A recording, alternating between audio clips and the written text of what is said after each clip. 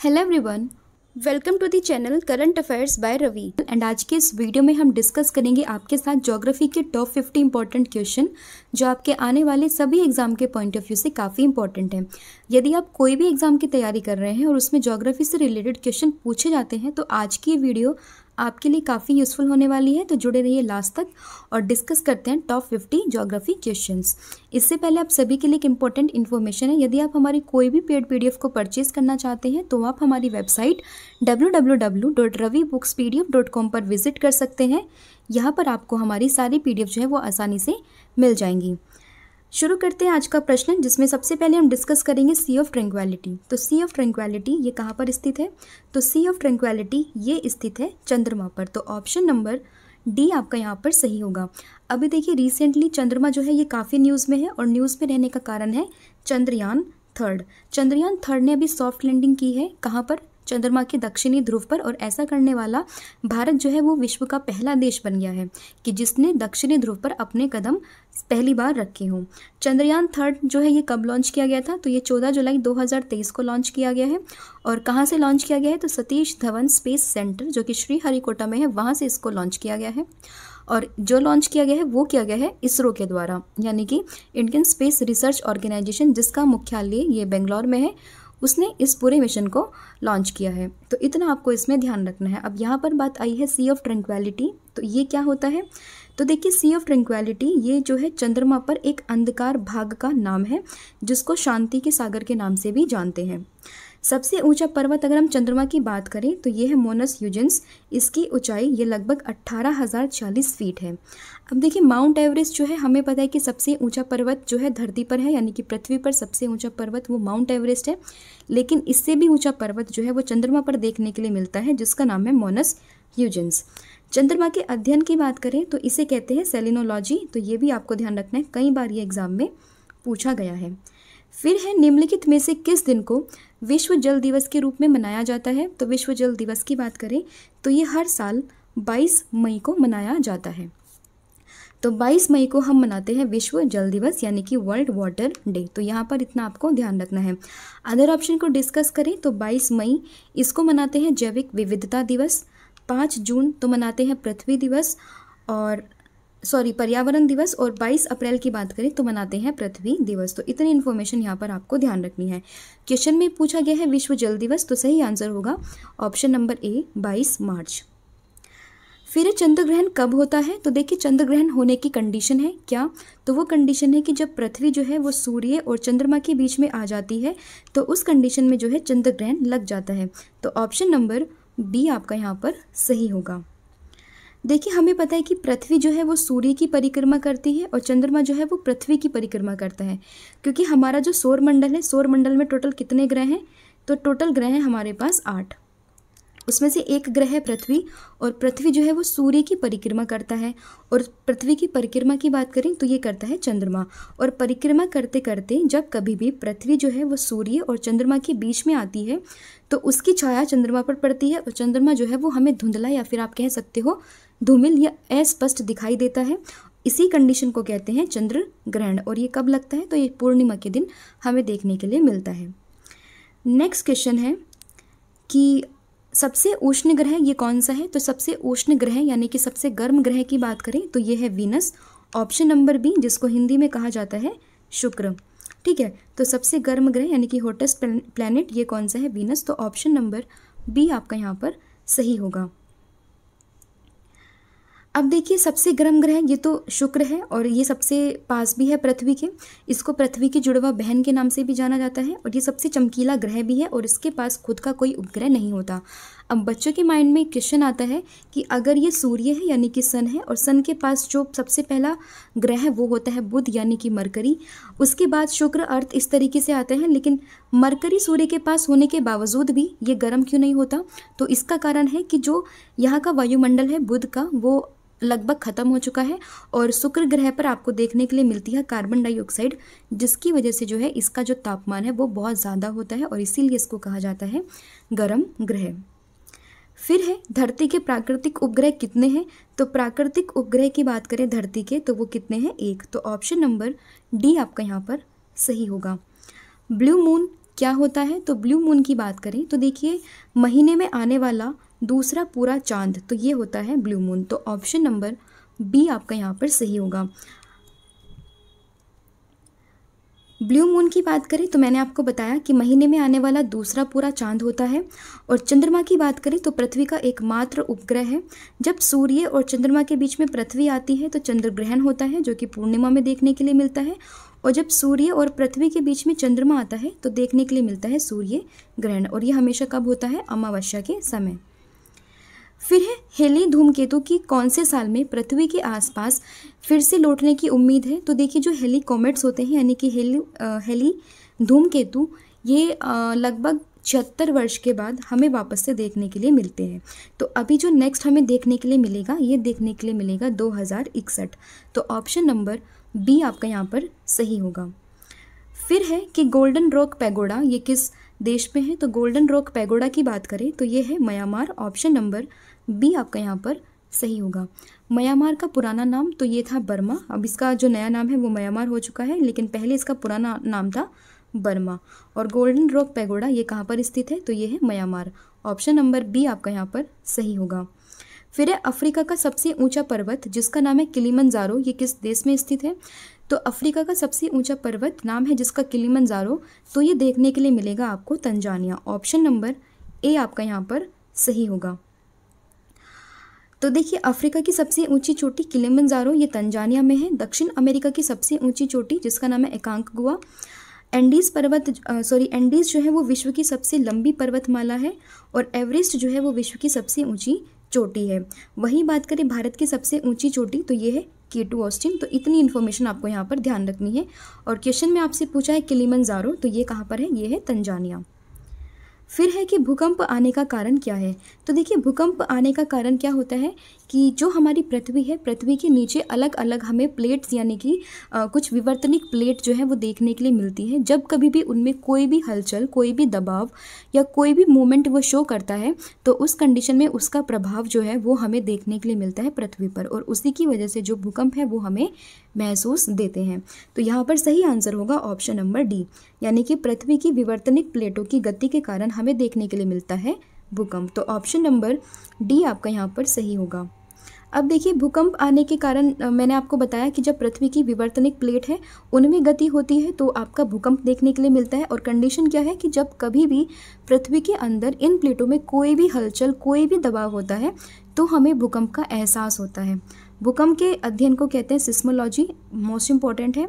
और सिस्मोग्राफ ये भूकंप को ग्राफिक विधि से बताने का एक तरीका या फिर आप कह सकते हो अध्ययन है। रिएक्टर पैमाना क्या होता है? तो रिएक्टर पैमाने से आप ये माप सकते हो कि भूकंप जो है वो कितना तेज था, कितना कम था, कितनी उसकी पॉइंट ऑफ स्केल, मतलब जैसे कि कहते हैं ना कि 8.5 रिएक्टर का जो है भूकंप आया था तो मतलब बहुत हैवी डिजास्टर्स वो था। तो इस तरीके से जब हमें मापना हो कि कितना हानिकारक है, कितना नॉर्मल है, तो वो हम मापते हैं रिएक्टर स्केल से। भूकंप की जो 3 प्रकार की कंपन को पैदा करता है, जो कि है प्राथमिक तरंगे, द्वितीयक तरंगे और साथ ही में एल तरंगे। इसमें अधिकेंद्र काफ़ी इंपॉर्टेंट है। देखिए भूकंप के केंद्र के ठीक ऊपर जो पृथ्वी की सतह होती है उस पॉइंट को कहा जाता है अधिकेंद्र। तो ये भी आपको यहाँ पर ध्यान रखना है। फिर पृथ्वी के अध्ययन को किस नाम से जानते हैं? तो पृथ्वी का अध्ययन ये कहलाया जाता है भूगर्भ शास्त्र यानी कि जियोलॉजी। तो ऑप्शन नंबर जो डी है यहाँ पर आपका सही होगा कि पृथ्वी के अध्ययन को कहा जाता है भूगर्भ शास्त्र यानी कि जियोलॉजी। अब देखिए जियोलॉजी में आप जो अध्ययन करते हैं वो करते हैं पृथ्वी के अंदर की संरचना का, तो उसे ही भूगर्भ शास्त्र कहते हैं। इकोलॉजी की बात करें तो जैव और अजैव घटक का अध्ययन होता है। बायोलॉजी की बात करें तो इसमें प्राणी से संबंधित हम ज्ञान मतलब इन्फॉर्मेशन लेते हैं और बायोलॉजी के जनक ये कहा जाता है अरस्तु को। बॉटनी की बात करें तो वनस्पति का अध्ययन होता है। वही बात करें एथोलॉजी की तो मानव के आचार, व्यवहार, नीति, इन सब का अध्ययन हम करते हैं एथोलॉजी के अंदर। फिर आपका प्रश्न है कि समुद्री जल में कौन सा यौगिक सर्वाधिक मात्रा में पाया जाता है?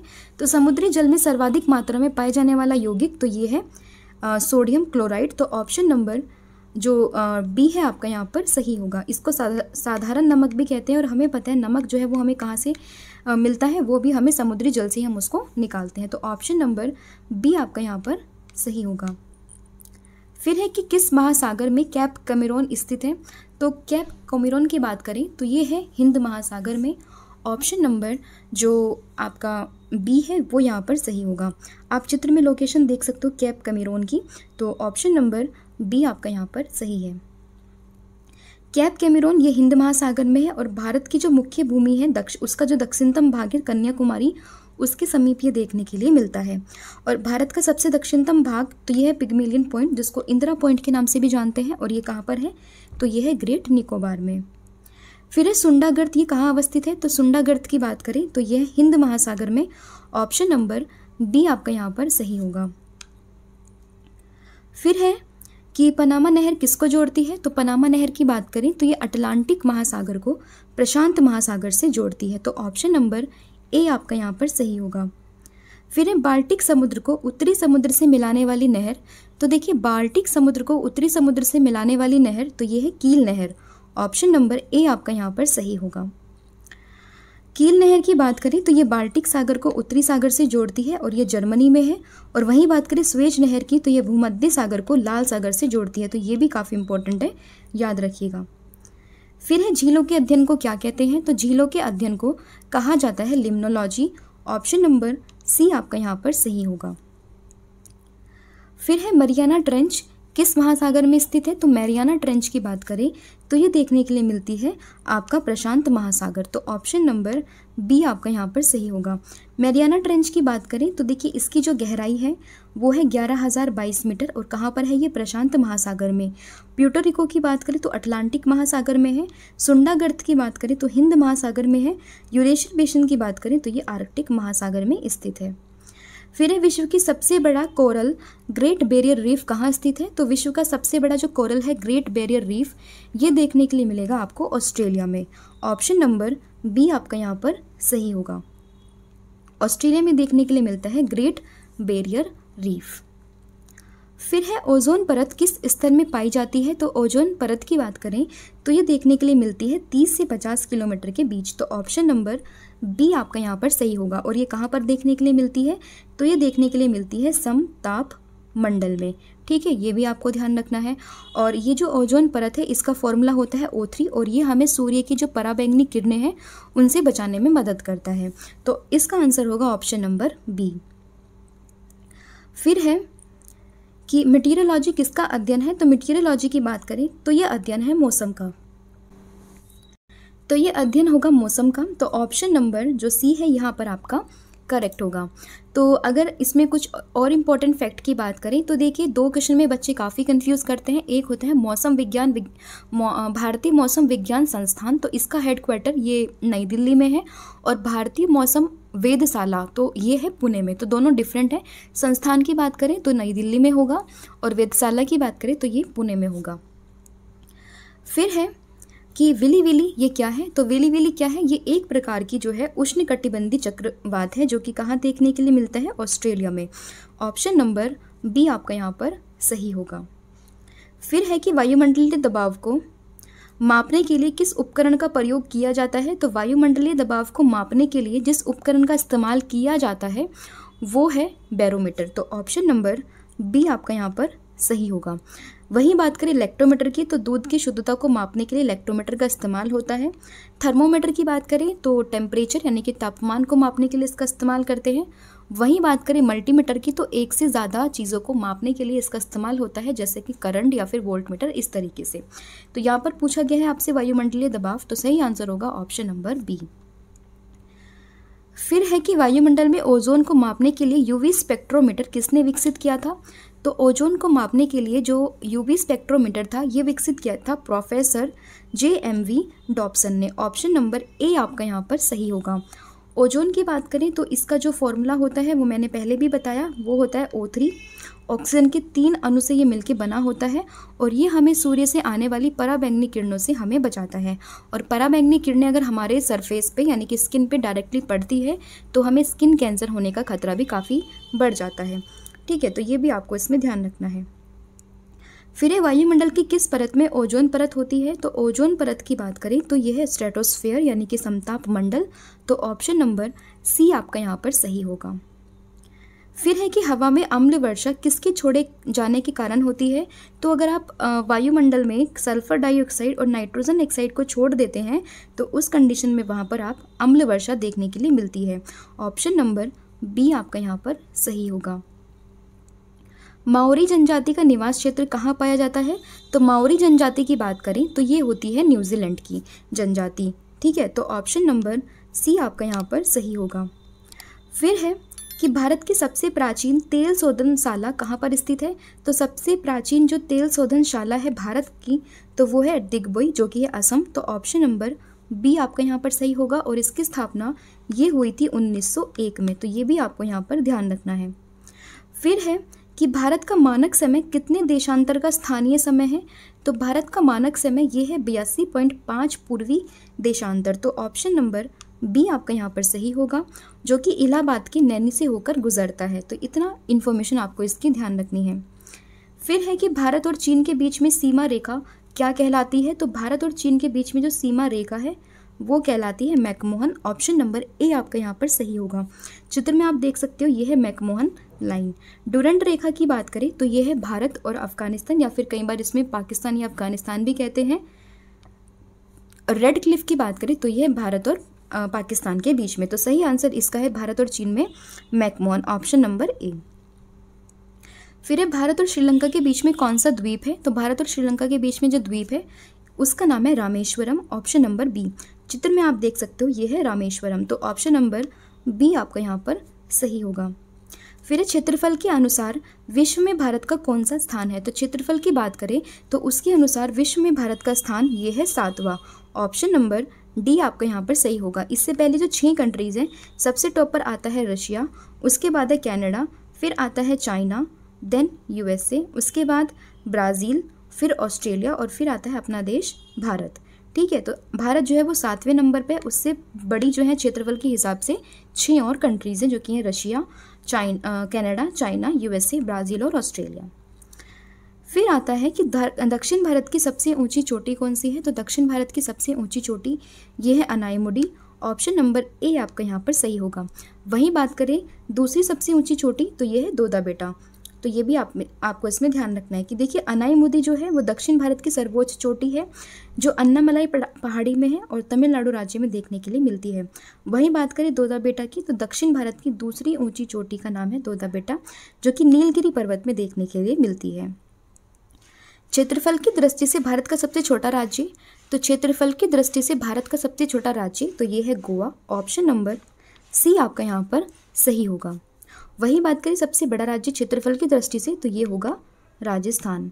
तो ये भी आपको इसमें ध्यान रखना है। सबसे लंबी तटीय रेखा वाला राज्य। तो सबसे लंबी तटीय रेखा वाला राज्य तो ये है गुजरात, ऑप्शन नंबर ए आपका यहाँ पर सही होगा। इसके बाद जो है सबसे लंबी जो सीमा लगती है वो लगती है दक्षिण भारत में आंध्र प्रदेश की, और दक्षिण भारत की सबसे लंबी तटरेखा वाला राज्य भी आंध्र प्रदेश ही है। तमिलनाडु की तटरेखा के मामले में तीसरे नंबर पर आता है। तो ये भी आपको इसमें ध्यान रखना है। फिर है कि रिहंद बांध किस राज्य में है। तो रिहंद बांध की बात करें तो ये देखने के लिए मिलेगा आपको Uttar Pradesh, option number A आपका यहाँ पर सही होगा। और ये उत्तर प्रदेश के रिहंद नदी पर बनाया गया है, जो कि मिर्ज़ापुर जिले के पिंपरी नामक स्थान पर इसकी परियोजना की स्थापना की गई थी। फिर है कि केवलादेव अभयारण्य किस राज्य में है। तो केवलादेव की बात करें तो ये है राजस्थान, ऑप्शन नंबर बी आपका यहाँ पर सही होगा। फिर है कि बाघ परियोजना कब आरंभ की गई थी। तो बाघ परियोजना की बात करें तो इसकी शुरुआत ये की गई थी 1973, ऑप्शन नंबर ए आपका यहाँ पर सही होगा। और ये हुई थी सिंहभूम जिले से। तो ये भी इसमें आपको ध्यान रखना है। फिर है दचिग्राम अभयारण्य भारत के किस राज्य में स्थित है। तो दचिग्राम अभयारण्य की बात करें तो ये है भारत के जम्मू कश्मीर, और जो कि अब एक राज्य नहीं बल्कि एक यूनियन टेरिटरी है। तो ये भी आपको यहाँ पर ध्यान रखना है। तो दचिग्राम अभयारण्य कहाँ पर है, जम्मू कश्मीर में है। इसके अलावा यहाँ पर एक राष्ट्रीय उद्यान भी है जिसका नाम है किश्तवाड़, ये भी काफ़ी फेमस है। फिर है कि अलमाती बांध किन के बीच विवाद का कारण है। तो अलमाती बांध की बात करें तो ये आंध्र प्रदेश और कर्नाटक के बीच एक विवाद का कारण है। और अलमाती बांध कौन सी नदी पर है, तो ये कृष्णा नदी पर बनाया गया है। तो ये भी आपको यहाँ पर ध्यान रखना है। फिर है सूरत किस नदी के किनारे बसा है। तो सूरत जो है वो बसा है ताप्ती नदी के किनारे, ऑप्शन नंबर सी आपका यहाँ पर सही होगा। यमुना की बात करें तो इसके बराबर में आपको देखने के लिए मिल जाएगी दिल्ली।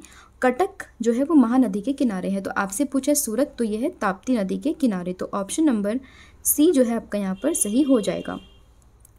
फिर है मुल्ला पेरियार बांध किन के बीच विवाद का विषय है। तो मुल्ला पेरियार बांध की बात करें तो ये केरल और तमिलनाडु के बीच एक विवाद का विषय है। तो ऑप्शन नंबर ए आपका यहाँ पर सही होगा। फिर है कि जोग प्रपात कहाँ स्थित है। तो जोग प्रपात की बात करें तो ये देखने के लिए मिलता है आपको कर्नाटक। ऑप्शन नंबर ए आपका यहाँ पर सही होगा। और जोग प्रपात जो है वो शरावती नदी पर स्थित है। तो ये भी आपको यहाँ पर ध्यान रखना है। फिर रोहतांग दर्रा कहाँ अवस्थित है। तो रोहतांग दर्रा की बात करें तो ये स्थित है हिमाचल प्रदेश। तो ऑप्शन नंबर ए आपका यहाँ पर सही होगा। फिर है कि चिपको आंदोलन मूल रूप से किसके विरुद्ध था। तो चिपको आंदोलन ये बेसिकली जो है वो वन कटाई से संबंधित था, यानी कि वन कटाई को रोकने के लिए शुरू किया गया था चिपको आंदोलन। और ये उत्तराखंड के चमोली डिस्ट्रिक्ट से शुरू किया गया था और साल था 1973। और इसके पीछे जिस व्यक्ति का कंट्रीब्यूशन था वो थे सुंदरलाल बहुगुणा, जिनका अभी शायद लास्ट ईयर इनका निधन हो गया है। तो ये भी आपको इसमें ध्यान रखना है।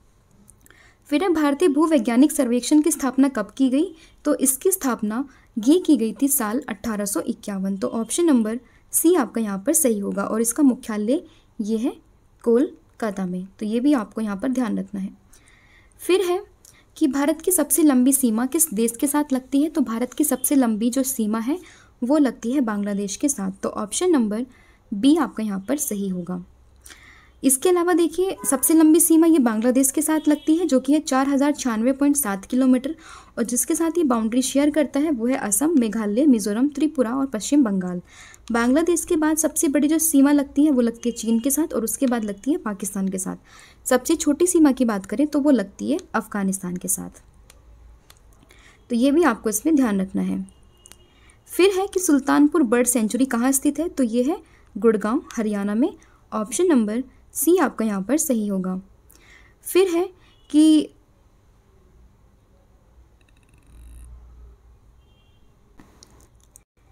एमएस स्वामीनाथन नामक जो एक भारतीय अनुवांशिकीविद थे, उन्होंने किस में अपनी भूमिका निभाई थी। तो जो एमएस स्वामीनाथन थे इनका जो कंट्रीब्यूशन था वो था हरित क्रांति में। तो ऑप्शन नंबर सी आपका यहाँ पर सही हो जाएगा। हरित क्रांति की बात करें तो ये संबंधित थी किससे, कृषि से। और कब शुरू हुई थी तो 1966 से लेकर 68 जो है वो इसका टाइम पीरियड है। तो ये भी आपको ध्यान रखना है। और भारत में हरित क्रांति के जनक के नाम से जाने जाते हैं एमएस स्वामीनाथन। फिर है भारत में श्वेत क्रांति का जनक यानी कि फादर ऑफ व्हाइट रेवोल्यूशन ये किसे कहते हैं।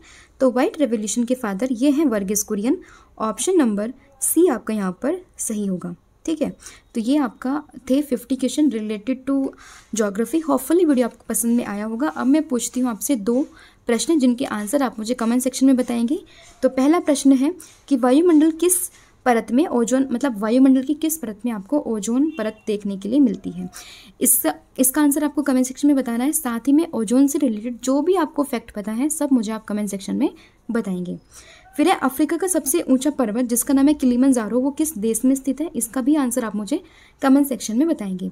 तो आज के लिए इतना ही। और इसके अलावा एक इन्फॉर्मेशन है आपके लिए कि अगर आप हमारी PDF को परचेज करना चाहते हैं तो आप हमारी वेबसाइट www.ravibookspdf.com पर विजिट कर सकते हैं। साथ ही में मेरा मोबाइल एप्लीकेशन ऐप जिसका नाम है रवि स्टडी IQ GK, उसको भी आप इंस्टॉल कर सकते हैं। तो दोनों की लिंक आपको डिस्क्रिप्शन में मिल जाएगी। आज के लिए इतना ही। Thank you so much.